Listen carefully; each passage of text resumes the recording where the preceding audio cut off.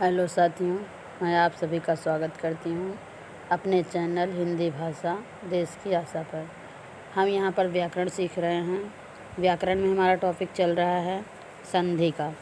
संधि में हमारा 2 प्रकार हो गया है। आज हम तीसरा प्रकार सीखने वाले हैं। कौन सा है तीसरा प्रकार? विसर्ग संधि। कौन सा? विसर्ग संधि। विसर्ग संधि में हम देखेंगे विसर्ग संधि किसे कहते हैं, इसके कितने प्रकार हैं और कुछ उदाहरण इसके हम देखेंगे। स्टार्ट करते हैं। क्या? विसर्ग संधि। विसर्ग संधि के विसर्ग के साथ स्वर या व्यंजन के संयोग से जो विकार होता है उसे विसर्ग संधि कहते हैं। अब विसर्ग संधि में विसर्ग के साथ स्वर भी आ सकता है, व्यंजन भी आ सकता है, लेकिन पहले शब्द में विसर्ग रहेगा। इसे कहते हैं। इसके प्रमुख नियम इस प्रकार हैं। इसके कुछ नियम हैं जो हम देखेंगे। पहला नियम क्या है? पहला नियम है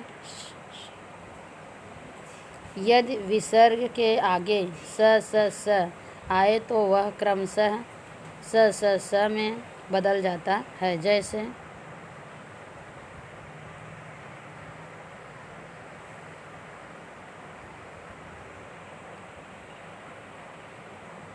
पहले नियम का उदाहरण देख लेंगे।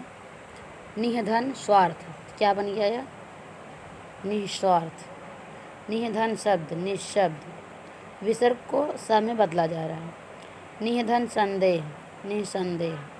नियम नंबर 2, यदि विसर्ग के पहले इस ई या उ हो और बाद में र आए तो विसर्ग का लोप हो जाता है और इस ई तथा उ दीर्घ ई उ में बदल जाता है। जब विसर्ग के बाद ई या उ आ जाए तो उसका विसर्ग का लोप हो जाता है और ई और उ का दीर्घ हो जाता है, मतलब बड़ा उ हो जाता है। जैसे देखो, निधन रव नीरव, निधन रोग निरोग, निधन रस नीरस। ये 2 नियम हुए। तीसरा नियम देखेंगे। यदि विसर्ग के बाद च छ ट ठ तथा त थ आए तो विसर्ग क्रमशः स ख स में बदल जाते हैं। जैसे देखो, निधन तार निस्तार, धन टंकार धनु टंकार धनुष टंकार, निधन चय निश्चय। ये हो गए 3 नियम। चौथा नियम देखो, विसर्ग के बाद क ख प फ रहने पर विसर्ग में कोई विकार नहीं होता है। जैसे प्रातः धन काल प्रातःकाल, अंतः धन करण अंतःकरण। ये हमें कन्फ्यूजन रहता है कि कहाँ पर विसर्ग वैसे कि वैसा ही रहता है, ये ध्यान रखो। नियम नंबर 4 में दिया है, क ख और प फ आने पर विसर्ग हमारा वैसे कि ही वैसा रहता है। देखो, पयः धन पान पयः पान। नियम नंबर 5 देखेंगे। यदि विसर्ग के पहले अ या आ को छोड़कर कोई स्वर हो और बाद में वर्ग के तृतीय, चतुर्थ और पंचम वर्ण अथवा य र ल व में से कोई वर्ण हो तो विसर्ग र में बदल जाता है। दुर्धन बोध दुर्बोध, दुर्धन निवारण दुर्निवार, निधन गुण निर्गुण, निधन आधार निराधार। ये है नियम नंबर 5। नियम नंबर 6 देखेंगे। यदि विसर्ग से पहले अ आकार को छोड़कर कोई अन्य स्वर आए और बाद में कोई भी स्वर आए तो भी विसर्ग र में बदल जाता है। जैसे निधन आशा निराशा, निधन ईह निरीह, निधन अनर्थ अर्थक निरर्थक। इसी तरह नियम नंबर 7, यदि विसर्ग से पहले अ आए और बाद में य र ल व या ह आए तो विसर्ग का लोप हो जाता है तथा अ ओ में बदल जाता है। मनः धन विकार मनः मनोविकार, मनः धन रथ मनोरथ, पुरः धन हित पुरोहित। ये हैं बदलाव। कैसे बदलाव हुए हैं? ओ में कहाँ बदलाव होता है? जब विसर्ग से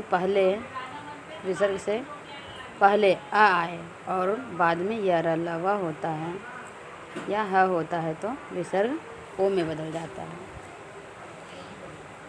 नियम नंबर 8, यदि विसर्ग से पहले ई या उ आए और बाद में क ख प फ में से कोई वर्ण आए तो विसर्ग स में बदल जाता है। निधन कर्म निष्कर्म, निधन करुण निष्करुण, निधन पाप निष्पाप। ये हो गया नियम नंबर 8। अब इसी आधार पर कुछ प्रश्न हैं, वस्तुनिष्ठ प्रश्न हैं जिनका जो मैं यहाँ पर दे रही हूँ उसके उत्तर आप देने की कोशिश करेंगे, और नहीं दे पाएंगे तो नेक्स्ट वीडियो में इन क्वेश्चनों के आंसर लेकर आऊँगी। यहाँ पर एक शब्द दिया गया है, उसमें कौन सा संधि है वो आपको पहचानना है। जैसे देखो नदीस, नदीस में गुण संधि है, यण संधि है, दीर्घ संधि है या वृद्ध संधि है, ये आप बताएंगे।